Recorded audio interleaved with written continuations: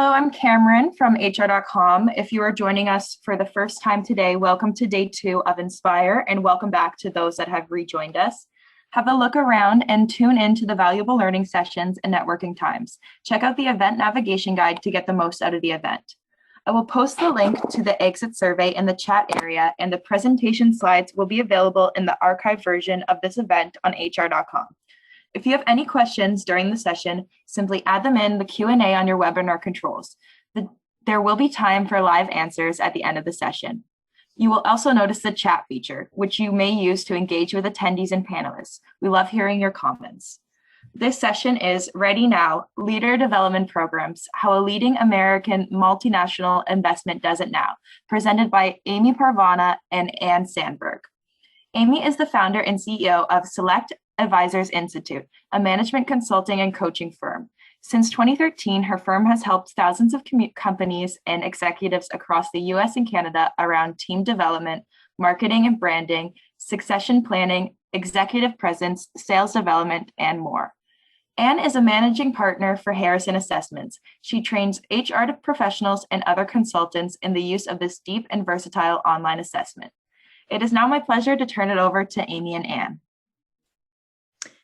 Thank you, Cameron. Hi, everyone. Great to have you join us in this session. As Cameron mentioned, my name is Amy Parvaneh. I am the founder and CEO of Select Advisors Institute. I started this firm in 2013 after over 15 years working within large global institutions myself, specifically Goldman Sachs, Citibank, PIMCO, and many more. I have an MBA from Duke University and started this firm really to help organizations better train their team, better train their executives, and help them specifically around reaching specific goals. I met Anne close to about 5 years ago, and together we've been able to develop multiple firm-wide programs for organizations to help them reach their goals. I'll have Anne introduce herself as well. Hi, I'm Ann Sandberg. I'm based in Southern California. My background is in industrial and organizational psychology. I started my career writing employment tests and doing test validation. Worked in human resources for many years, been out on my own for 25 years. Used the Harrison assessment, have been using it for about 20 years with clients nationwide and training other consultants to use it. I think it's a really, really great tool. I've been lucky to work with Amy the last couple of years, mostly with financial services industries in working together to help individuals develop using it in a coaching context. Great, thank you. So as Anne mentioned, our firm really focuses on the people within organizations. While we've worked specifically with a lot of financial organizations around the globe, we have specific, you'll see in this presentation that the material that we're going to be utilizing really could span across any industry out there to be able to leverage and to be able to help them.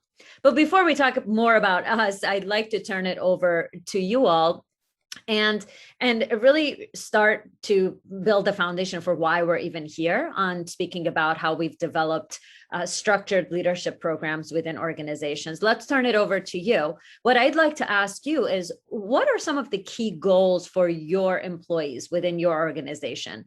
And we're going to have a poll uploaded. So Cameron, if you could link that up, we've included in there some specific goals that you may have. It could be around more sales, more executive presence and better presentation skills, leadership skills, confidence with your people, maybe more creativity or better client service. I'll give you all about 30 seconds or a little bit more to fill that out. While we're waiting, I'll say my name is Tracy Wick, and I'm part of the Harrison Assessment Organization. I'm the VP of Strategy. I'm manning the Q&A, and I also wanted to give a shout out to our people joining from around the globe. We had a couple people put in the chat, including somebody from Nigeria. So welcome. We're seeing a lot of polls filled out around leadership, which makes sense. That's what this program was called, how a leading global organization does it around building leadership development programs through our services. But we're also seeing more sales. Obviously, sales is the lifeline of businesses. So revenue, first line in the income statement, more executive presence. That's obviously very, very key for building future leaders within organizations, confidence, more creativity if you're in an organization that requires that. I know some organizations need that. That's their lifeblood for building what they need to, and better client service. So as you guys could see, really it ranges across the gamut, right? I mean, leadership is obviously huge as we're building our future for the succession of the business. Thank you all for filling that out. Now, that's a goal, right? But what are some challenges around those goals, right? So let me see.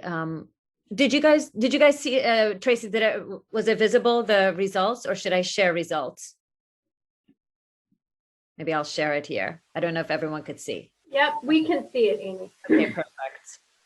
So 60% leadership skills. Great.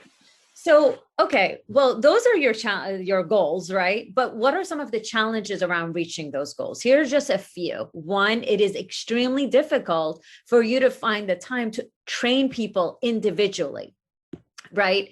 It becomes really difficult to do that. Second, there are internal biases that get in the way, right? You want to help your employees around leadership. Some people have been maybe groomed. Maybe it's, it's someone that everyone thinks should be the leader. There's internal biases that get in the way that also affects your goal around better training your entire leadership team. It could be that you don't necessarily have the expertise in-house to design a curriculum around leadership. You may find that a lot of your people are leaders, but maybe their way up was different amongst, and so it's not very streamlined and it's not very programmatic. So there's a lot of different challenges that you have around your goal. I think number one will always be around the time management and the issue with that. How do you find the time, especially if you've got thousands of employees within your organization and you're looking to train, hundreds of people at a time? It's just utterly impossible to coach your people individually.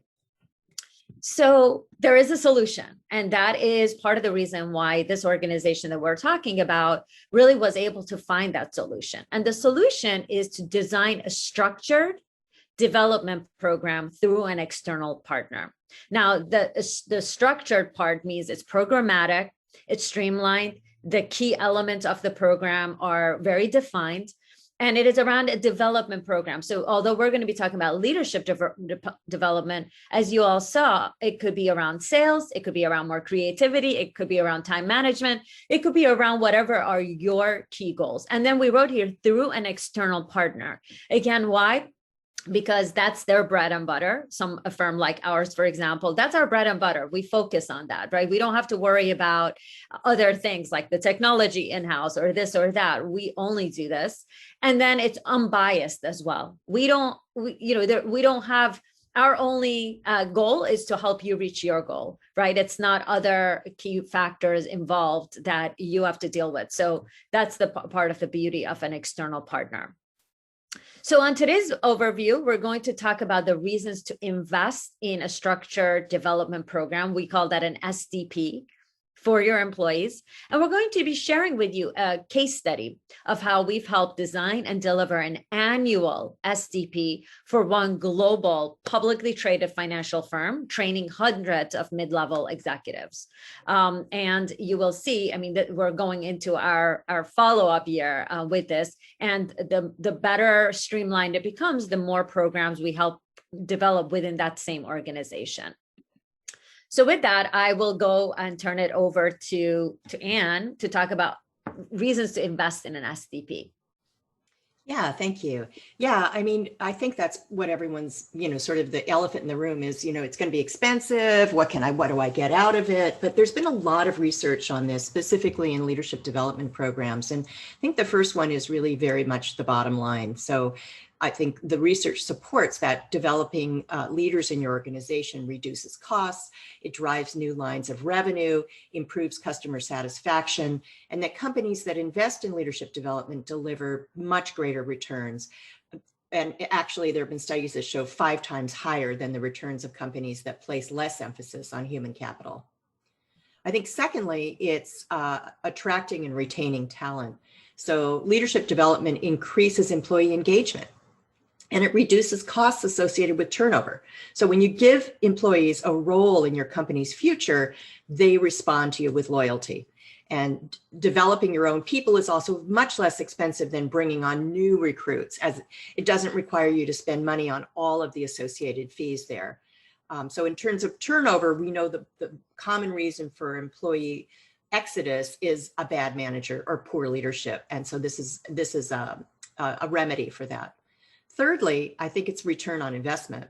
So leadership development is a sound investment. So according to a global coaching client study by ICF, 86% of the companies able to provide figures to calculate ROI said that they had at least made their investment back. 19% showed an ROI of at least 50 times the initial investment, while a further 28% saw an ROI of 10 to 49 times the investment. The median company return was 700%. So indicating that typically a company can expect a return of 7 times the initial investment. Next reason I think is just to improve corporate culture. So if you invest in your people, then they invest in you, right? Investing in leadership development sends a message to your people that you care about them, and it inspires them to meet and exceed performance expectations. So companies that include mentoring and coaching can boost employee development and morale and be setting a positive example. And then lastly, I think it's increasing organizational agility. So leadership development helps companies navigate challenging times like we've all witnessed over the past year and a half by increasing people's ability to respond rapidly in unpredictable business environments. So effective leadership comes in handy not only in day-to-day business operations, but particularly during critical times like a pandemic or like workforce reductions or corporate restructuring, political upheaval, and even personal tragedy. Thanks, Anne. And those stats that Anne brought up, we could easily provide the numbers to you if you'd like. So at the end, I'm going to include our contact information around the ROI on investing in a structured development program. With that, we've talked about how a program like this should be customized around what the end goal is. And that's exactly the case study that we want to talk about. So one of our clients, and this is one of many clients who have done a program like this happens to be a global, large organization, publicly traded, specifically in the financial sector. But like I mentioned, you'll see the facts here have really not much to do with the financial sector because it really leads back to the people. Now, here were the program specifics. Again, like I mentioned, we had the specific end goal of the client, but we just didn't know what would be the metrics that we'll use to build that curriculum. They didn't want something off the shelf, something from like a college that they could go to and send their people to that. They wanted it to be customized around their people, their talent level, and what they provided, what they sold, and what their revenue source was from. So there's a lot of obviously programs out there that are off the shelf. You could go to colleges, you could go to universities, you could go to continuing education, but they are very much kind of like one for all and all for one, right? They're not necessarily built for the firm itself, something that the firm owns and can carry on if it wanted to for future years on its own as well. So what we've done is we've created an annual cohort for our program of typically about 20 to 25 per group. We find that level ends up being a really nice intimate size to allow peer networking. When we do surveys at the end of these programs, it's typically, what was the number one thing you took away? What, the number one, or at least the top 3 is typically, I got to become much closer with a cohort that was in the same level as me, that we were all trying to achieve the same goal, kind of like going to, like an athlete style, right? This was your team that you were trying to achieve this one goal with. There's a nomination process. So you may all be thinking, well, we have thousands of people at our organization. How do we choose 20 to 25? And we helped our clients, select different groups on an annual basis until there was, an understanding of what this program will include. And then, management was getting knocked down the doors, like, can I be in this program? Because it allowed the management to also have kind of like a vault of tapped and groomed students for different efforts that they were trying to reach. So if you pass this program, for example, management knew you had a baseline level of understanding around leadership. And the program length was typically about 5 to 6 months. So it allowed for a monthly curriculum for the students to not have too much time away from their day job, but also have a wide enough of a time span to be able to reach their goals. How much time was required? Again, it's what you put into it, right? There were like books to read, there were assignments that they had to achieve, there were coaching sessions that they had to go through, but minimum of 2 hours a week was what we recommended for the students. Now, this was the part that I think is the exact reason why Tracy is here representing Harrison Assessment. Ann Sandberg has been instrumental with this. And I think that the key, one of the key success factors to this program was the pre-assessment. So what do I mean by that? When you're trying to reach a goal, whether it be sales or leadership, that's a very vague and qualitative term to use, right? We want our people to be good around leadership. Well, leadership has close to 175 key personality factors that you could tailor and you could groom, right? And that is exactly where the art and science began with our program. Once our management was able to choose the 20 to 25, we were able to work with them and see, well, what parts of leadership do you want to groom your people around? Is it managing people? Is it conflict discussions? Is it hiring? Is it recruiting? Is it handling presentations better managing meetings? Is it better scaling, the office, budgeting? Leadership means a lot of different things to different people. So we were able to work directly with Harrison Assessment, through Select Advisors to really pick out together with Harrison the top 20 key essential traits that we needed everyone in this program to be groomed around, and then to test them at the beginning and then to test them at the end. That leads to that ROI that we were talking about, which showed quantitatively how we improved the qualitatively. With that, after each person took the test, we had a very defined curriculum and roadmap. So we went through a kickoff event where, we talked about the program. Each person went around. We had monthly assignments that included assigned reading. It included partner submissions. It included reading case studies. It included watching videos or making their own videos. So we customized it around this organization.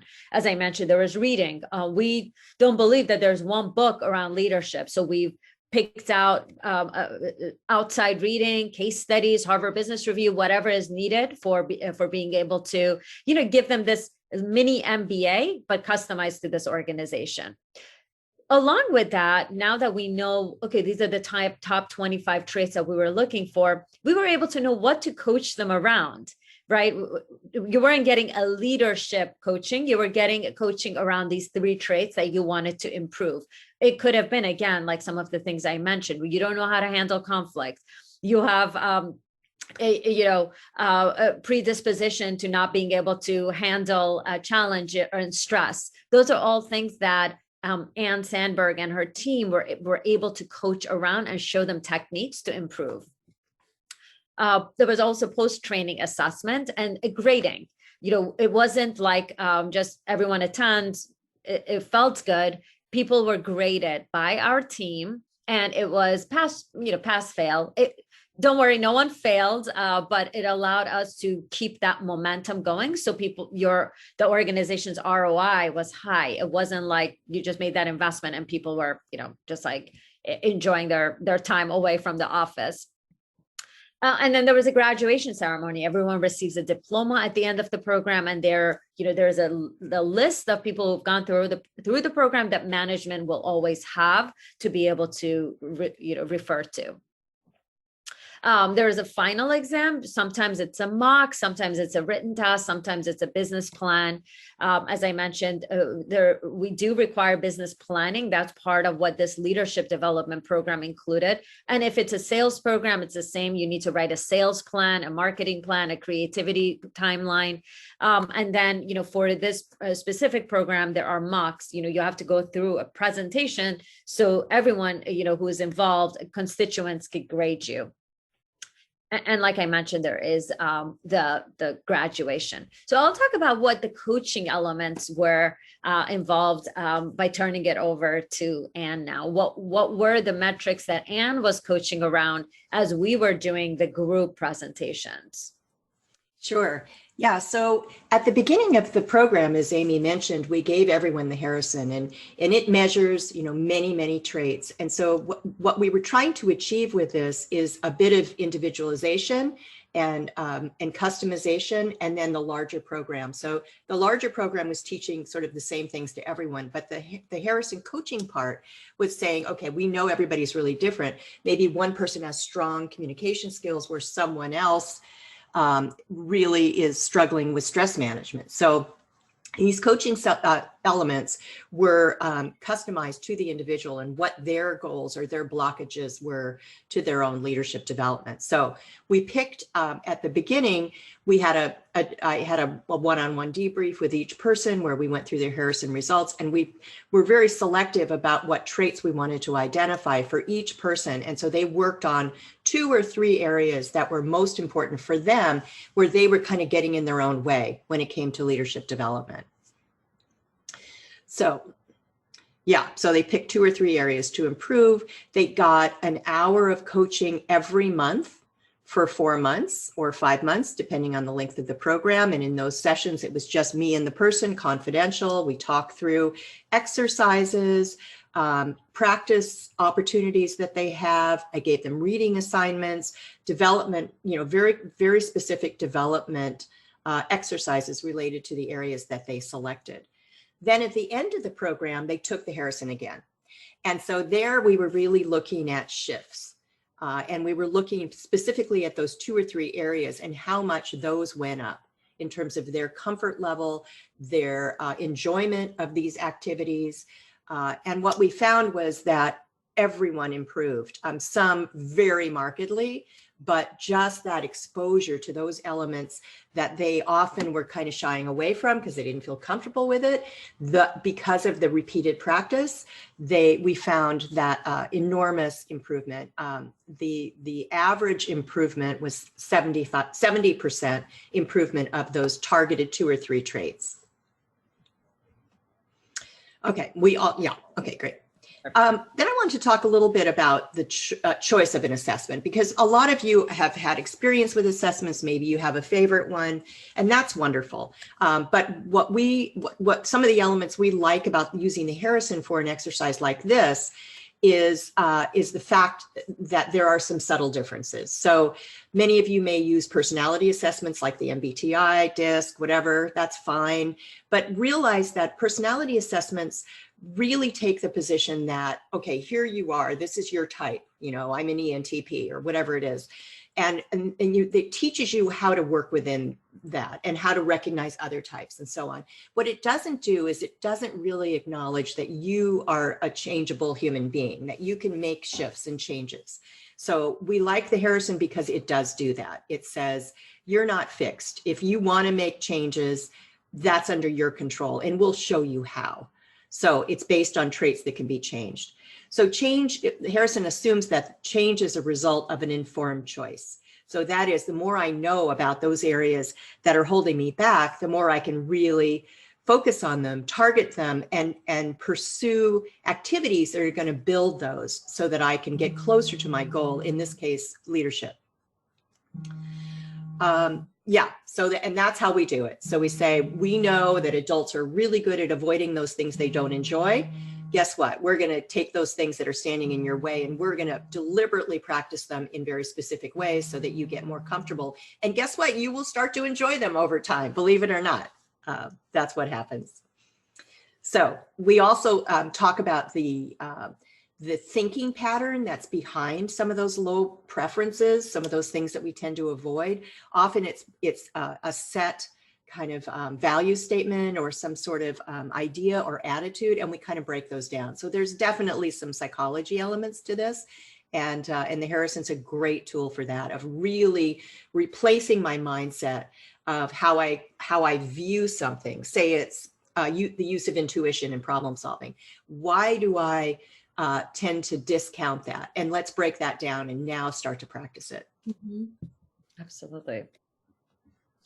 Absolutely. And as Anne mentioned, the combination of the strategic plan, which we were doing in the groups, the books, the peer development, and then the tactical that came through the actual Harrison assessment was what became the building blocks for this program.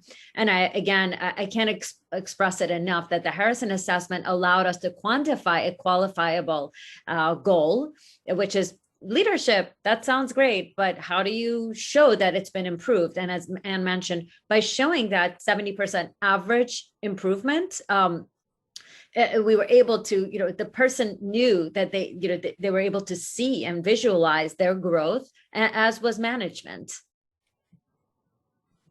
Amy and Anne, we do have a question. I think it relates to the level of mastery that you were just describing in terms of people focusing. Could you please repeat the number of hours of commitment per week? And then the second one, so that was the first question. Second question, follow on, is how did you communicate with participants? Was there some sort of portal? How did we communicate with the participants? Yep. Yeah, absolutely. So the number of hours, again, we wanted to be mindful that all these folks have a day job, right? So we don't want it to be like a weekend retreat and then you just come back and you're like, what did we do over the weekend? We want it to be consistent and long-term enough, but we also didn't want them to be so far away from their day job. We wanted to also be able to use each month as a way to practice, right? You learned this month, let's go practice it. Let's come back again the following month. So we recommended about 2 hours. That included an hour of the group sessions, and then half an hour with their coach, as well as the actual homework assignment that they had to do. Not everyone had a homework each month, but again, it's also how much you put into it. We had some that spent 3 to 4 hours. They maybe worked on the weekends. They really cared about this and they wanted to be the A student in the class and constantly participate. We also had others who, maybe at the beginning, they didn't really know what to expect. And then they started getting more and more involved throughout. How we communicated was a combination of a lot of Zoom meetings. Thank goodness for that, because our clients' offices are all over the nation, as well as just email. And depending on each client, we either use Google products for, Google folders, Google Sheets, or whatever program they had internally. They would just give us access to be able to, to manage that as well. We also go through with each client, obviously a background check to make sure that, because we're going to be doing NDAs and all of that. So whatever is required by the firm and the organization to be able to feel comfortable, because we are really becoming almost like part of the lifeblood of the firm and really embracing their culture and their DNA before we start coaching their people. So there's an element of feeling really comfortable with the people that are going to be coaching your organization. There's some questions that have come in. So let me read one of them, and then maybe we'll just see where this dovetails into, I think, the next piece about behavioral target tests. So could you please give an example from the assessment of a trait that can be changed? And then the follow-on, I knew Anne would smile for that one. Then the follow-on would be, do you see a top trait amongst leaders? Yeah. Well, we were going to go there with this slide about a trait that to give you an example, but let me just respond to that. It could be anything. It could be communication skills. So it could be, do you need to develop your diplomacy in order to come across as more sensitive and more caring? Do you need to develop your frankness and be more direct and more powerful in your communications? It could be something like, are you anti-risk? Is your risking your appetite for risk very low, and so you're very conservative and kind of scared, and you need to take more chances. It could be collaboration, that you need to involve other people in the decision-making process. Could even be something like level of optimism, because optimism, as you all know, in a leadership role is very important to inspire other people and to keep them full of hope, particularly in the last year. So those are just a few examples. But let me show you this person. Is that okay if we go, because this goes really nicely. And I want to add to that as well. I would say also it depends on which level of leadership we're talking about, right? If your goal is to groom your vice presidents, for example, to senior vice president, that's more of an mid-level career, right? So communications styles, maybe handling better presentations, execution of projects, time management. All of those are part of what a good leader would be in that VP to SVP level, for example. But if you have, for example, people managing directors being groomed to lead divisions within organizations, then we need to be coaching and grooming around other traits. And again, those are able to be like spliced out using the Harrison assessment. And some of those could be the areas that Anne just mentioned: strategy, hope, optimism. It could be vision, because if you don't have vision, you're just doing tactical day to day. You could actually measure for vision using the Harrison assessment. So I would say it really depends, your question, on which one is the number one trait. I'll turn that back to Anne if there is just one trait, but I would say for us, it's really been where is this person and which level are we grooming around? Yeah, I absolutely agree. And and that's why we love doing this case by case, because it's really about where is the person stuck, right? And everybody's kind of stuck in different places. So that helps. So we look at some of the bottom traits and we use those to create exercises and increase comfort level with them. Mm-hmm. And I just want to add one more, because again, as you can tell, I love the Harrison. One thing that we've been able to do is to be able to also work with Harrison assessment to figure out these are and help them really kind of like actually prioritize, because with the Harrison, you could actually, rank highest to okay. And Harrison has the capability to do essential skills and then desired skills. So it's like, if you don't have a high enough, like over 80%, this is what we need to be first focusing on. So that's another beauty of the Harrison assessment. Great. And did you want to go over this?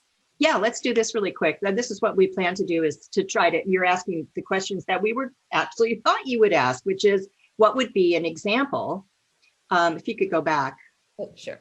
Yeah, here would be an example of someone from the program. So consider this person. This is a real person, but the name has changed. But so I think this woman, Ashley, who was part of our program, she had several years of very strong performance as a wealth advisor with this company, but she wanted to move into a leadership role with the company. She had strong analytical and problem-solving skills. She was a polished and adept communicator. She enjoyed presenting and influencing. But what she found through the Harrison, which she did not really know before, was that she was low in assertiveness, meaning the tendency to put forward one's own needs, and certainty, self-certainty, or the tendency to be confident about presenting one's ideas and putting your opinions forward. So her development plan and coaching sessions focus more on taking action to support using these behaviors, become more comfortable and more adept at being more powerful in how she was managing and how she was communicating. And in the post-test assessment, she raised her score for these two behaviors substantially and reported much greater satisfaction and overall confidence in those areas.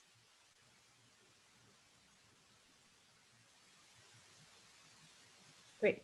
Anne? Yeah, so some of the success factors that are qualitative, participants were given a grade really by a third party that was at Select Advisors, using a set of metrics that were developed in advance to help management see the person who was being coached, their capabilities. Yeah, so just to add to that, just like we go, when we go to school, we get a grade, right? In this, it wasn't like, pass or fail our leadership program. There were different, score factors. one of it was an improvement in your Harrison score. The other was a monthly submission of your homework. Each person had to present in front of the entire group and convince them on a specific strategy. So it was kind of like peer facilitation as well as our teaching. And at the end, everyone was given a grade. And that grade really made everyone, again, if you're not grading a program, you're really leaving it to chance to see, hopefully by osmosis, people will learn. And we found that just doesn't work. It really, what they did in college and high school and middle school really does work. If you give a grade, people will strive for it, especially your high achievers. And I think also, Amy, that you graded on participation as well. So they knew from the beginning that if they wanted to pass, they had to participate, and you tracked that. So that meant everyone was really engaged. Yep, we tracked that by how many, if you didn't ask a single question during our Zoom meetings, then that actually became a lower score. So we remember, it's all about how much people were putting into it. And if someone was kind of like slowing everyone else down, they knew that it was going to affect their grade. And we would give monthly progress reports to management, so they also knew that this really was a well-oiled machine that was being taken care of for their people. Again, can I sorry to jump in, but here's a question that I think would go with what you're just talking about in terms of the program. How, or it says here, did the cohort support each other in any way? So you're talking about their participation, but then how did they support each other? Wonderful question. Thank you for asking that. And that is, again, one of the beauties of doing something customized for your organization rather than taking something off the plate and go outsourcing it or going to another program out there. Because of the confidential and intimate nature of our program, during each of the Zoom sessions, we left a lot of room for internal communication. So I would say it would be half us teaching, but really half the other people teaching each other. And we on each call, the students would come away with, well, here's how I'm doing it.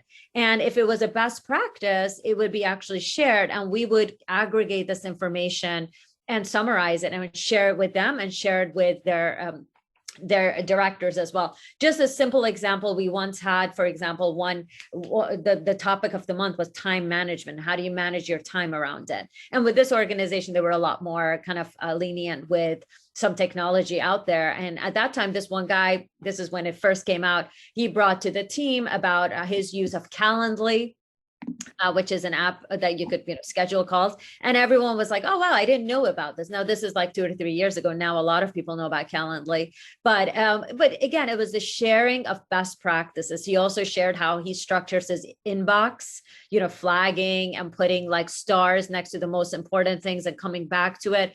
Just these best practices that are only applicable to this firm, right? We can't use any of the material we used for that firm for your firm because you operate differently. And that is the beauty of us getting to know the DNA of the organization. And Amy, you had buddy systems as well, right, on some of the projects? Yeah, exactly. So it wasn't just the cohort of 25, which sometimes for some programs, we actually divided even more. So it was like 12 and 12 and 13. But we also partnered them up with each other. So each, for each 6-month period, you had a partner, whether you got along with them or not. It was also another case study of leadership. Are you able to get along with this person? And on a monthly basis, they had a buddy system homework that they had to do. So holding each other accountable. Again, I'll go back to, it really was like a sports team where we're all going through this with a common goal. So again, no one failed. Don't worry. It wasn't like any type of like, oh, you're out, you're out of the program, you failed. But again, that striving for a grade was really beneficial in having everyone participate, because the worst thing you could do in a program, in a leadership program or any type of program you develop, is that it goes back to, it's just through osmosis that people are just go, maybe this will be helpful to you. No, if it's not graded, if it's not structured, it will become, that is where the ROI could be very low. And again, we'll keep repeating this, that we wanted to quantify qualifiable. And that was something that we were able to do through the grading as well as through the Harrison assessment that we did. Tracy, any questions? You were going to. There's another question that came. Let me go back up here. Did you have an executive or senior leadership play a role with the participants?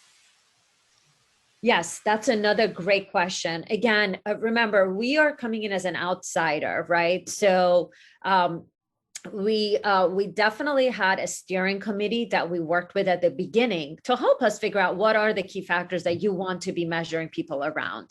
Now, they may not have necessarily had the actual terms that Anne used. So that's where we came in, but we needed that sponsorship from internal to be able to help us define what the goals are, who would be in the program, and someone that will vouch for us if someone was not participating, but also share the great news internally so that we could, help more and more people each year.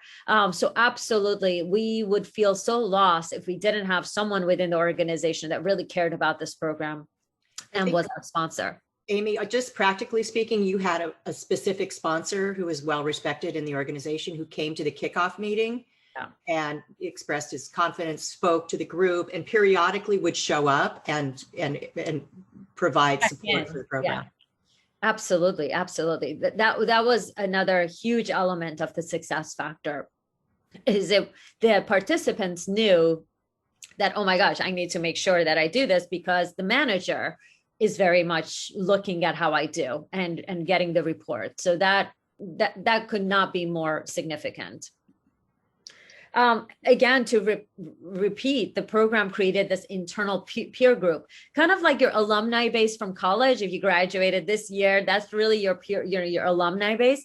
In this, we always had this program year 2021. Oh, you graduated in 2021. I graduated in 2020. It was almost like that. And then we also had some of the alumni come back the following years and present to the new class. So it created that continuity in the program. And this year, we're actually reteaching and putting through our program some people who were through the program 4 years ago, because again, they may have been going from VP to SVP, but now they're going from SVP to a different level or inheriting an office. So again, remember, the program also depends on what the range of skill sets are, and that'll really enhance the culture of the firm.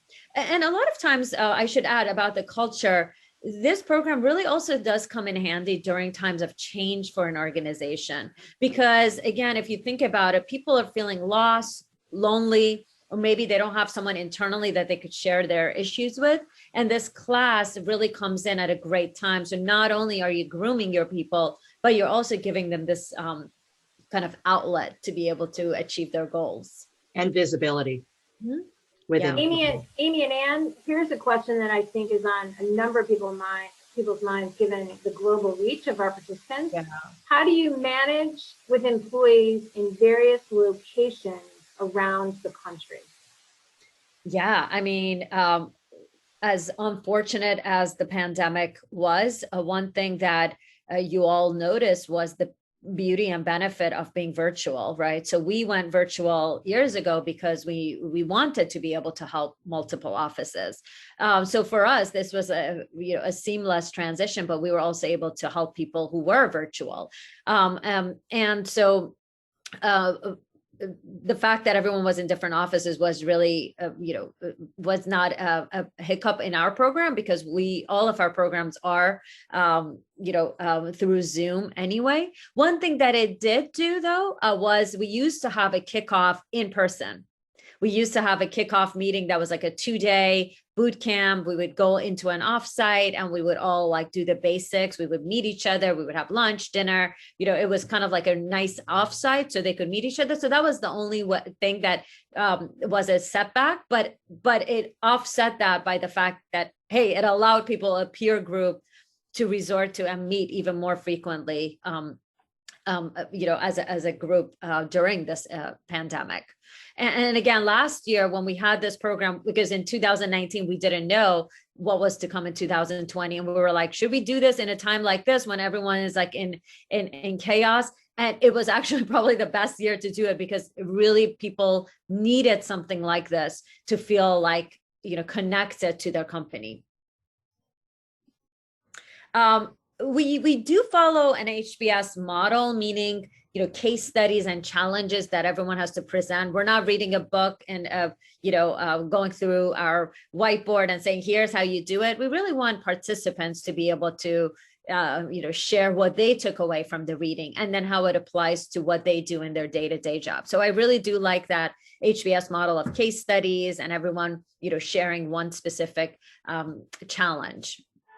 I would also call it a mini MBA. As I mentioned at the beginning, I got, for example, my MBA. Many of you on this call probably have an MBA, but a lot of times people within organizations may not have had an MBA. Maybe they didn't go and, spend all this money to go get their master's in specific business courses or things like that. So we also did see this as kind of like a quick mini MBA for many people who were, maybe they started as an analyst and now they're in a very senior role and they're like, how did I even, get here? So it allowed them to get that course that maybe they skipped by not going to a business school or a master's program.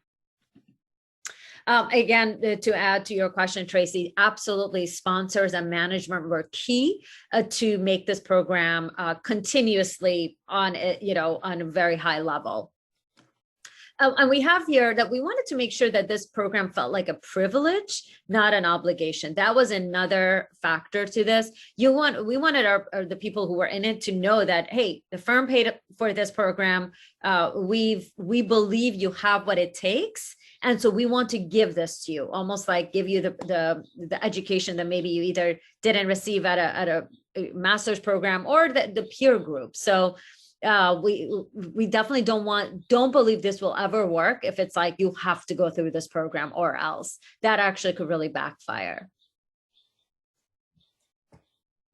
And again, the quantitative, we've talked, the improvement in the Harrison scores, which we'll be happy to share with you guys if you wanted to see how the improvement happens. 100% retention rate of talent for over a 5-year annuitized basis. So everyone, again, who was in the program is still there, but thriving as well. And it allowed them, again, to have a peer group that they could go to year in, year out without us being with them all the time. Whoever went through the program, if you look at them to now, they are in a much more senior role. And now they feel armed with that information. And as I mentioned, many of them are now back into another year this year because they're going from this level to another level. We've talked about a vault of groomed candidates. So when they're thinking about who do we take to this role, well, did this person go through the Select Advisors program? Because we want to make sure, and what was their grade? Did they slack off? Because that could be a really great indication of how they would have done, in a leadership role. If they can't even go through a leadership program, how could we put them into this major role within the organization? And Anne mentioned some of the stats, but in this, on average, each office has increased profitability by at least 50%. Tracy, any questions? I think here's one. Does your company offer training outside of a formal program?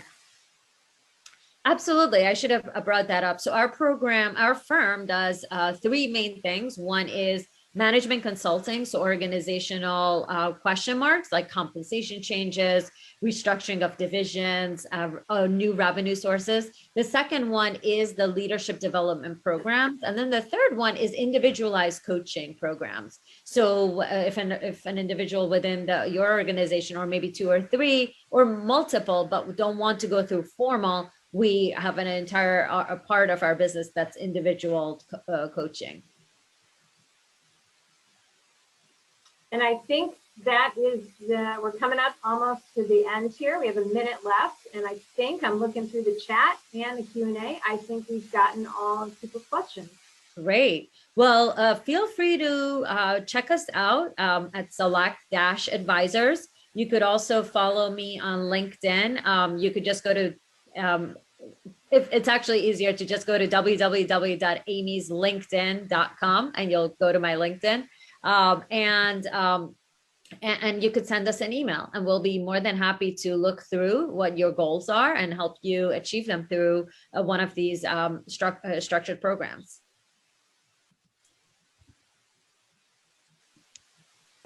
Great, thank you. I'd like to thank our sponsor, Harrison Assessments, and presenters, Amy, Parvaneh, and Sandberg,